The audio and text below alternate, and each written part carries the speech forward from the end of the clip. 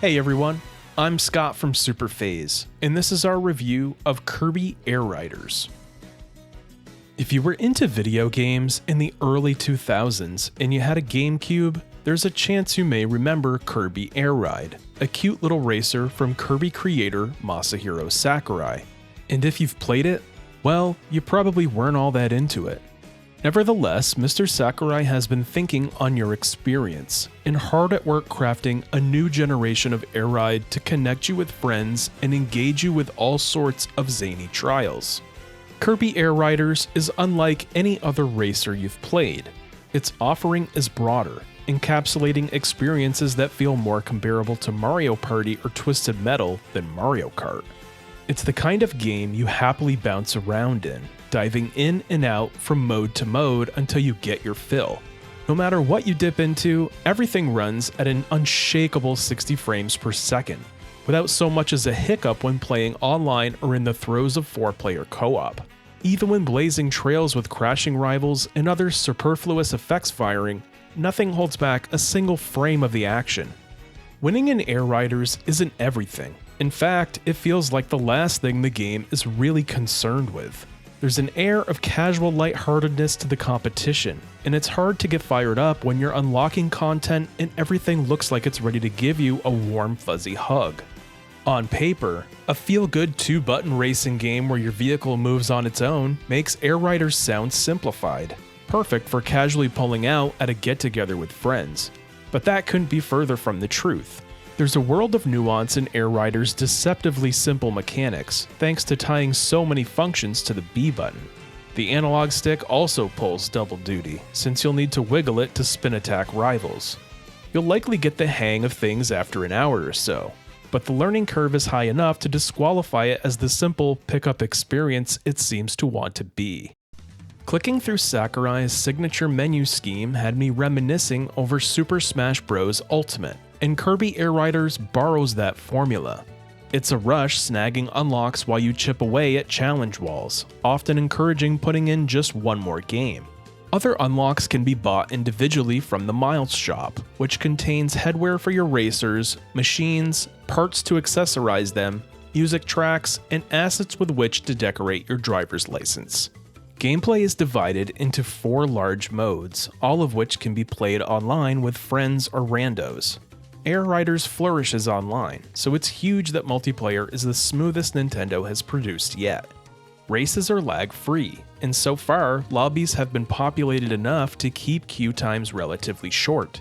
The best experience comes from joining a paddock, a lobby where up to 16 players can hang out, interact with each other, and choose game modes together one after another to keep the action coming. Air Ride is the standard 6-player racing experience, while Top Ride is a top-down, slot car style mode with its own specialized tracks. Think RC Pro-Am for the NES. It's a cute distraction that's nice to jump into from time to time. Then there's the returning cult favorite City Trial, back and bigger than ever. Here, up to 16 players go head-to-head for 5 minutes, snatching up machines and power-ups for a final stadium challenge. If you've reaped a lot of speed during those 5 minutes, and your machine can really haul, by the end of your run, you'd opt to be tested in something like a drag race. Or if your machine is adept at gliding, skydive, or target flight would be advantageous picks. It's a chaotic mode that can be difficult to wrap your head around at first, but for many players, City Trial is Air Riders' main event.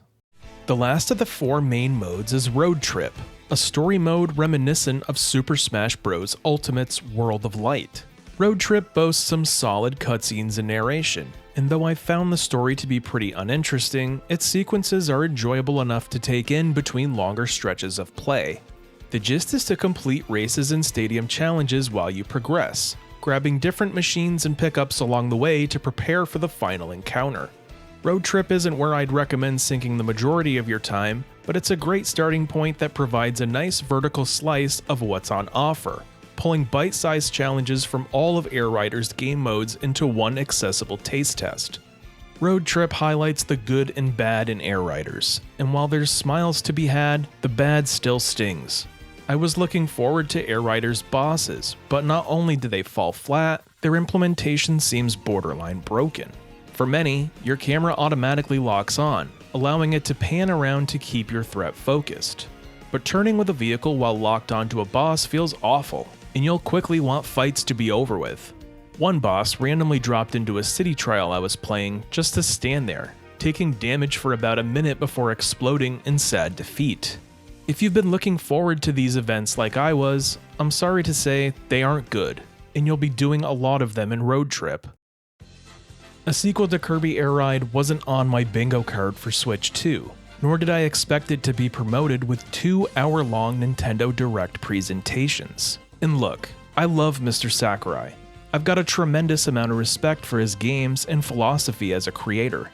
But even after time with a demo, Air Riders never managed to justify itself to me.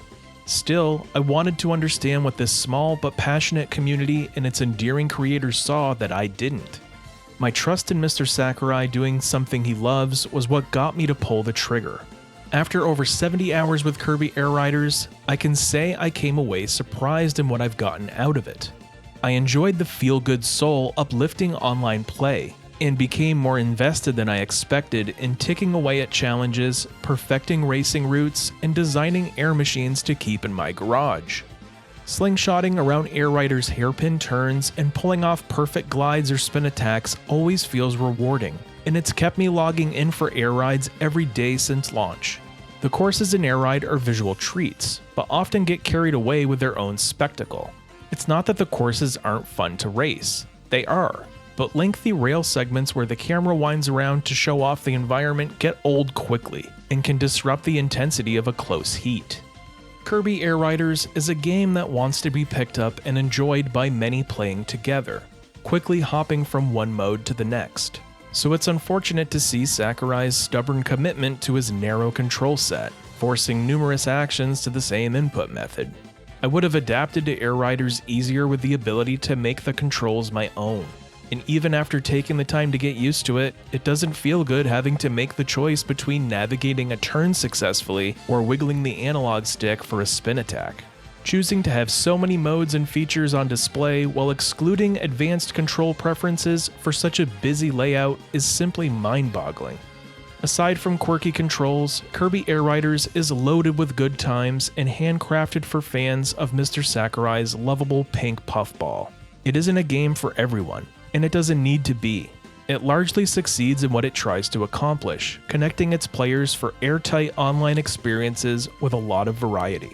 If you're looking for a unique, lighthearted party and you stick with it long enough, there's something for you to enjoy that you won't find anywhere else. We here at Superphase give Kirby Air Riders an 8 out of 10. Thanks for taking the time to check out Superphase and our review of Kirby Air Riders. Don't forget to subscribe for more gaming reviews, updates, and discussions. We really appreciate your feedback and support. Be safe, be well, and cheers!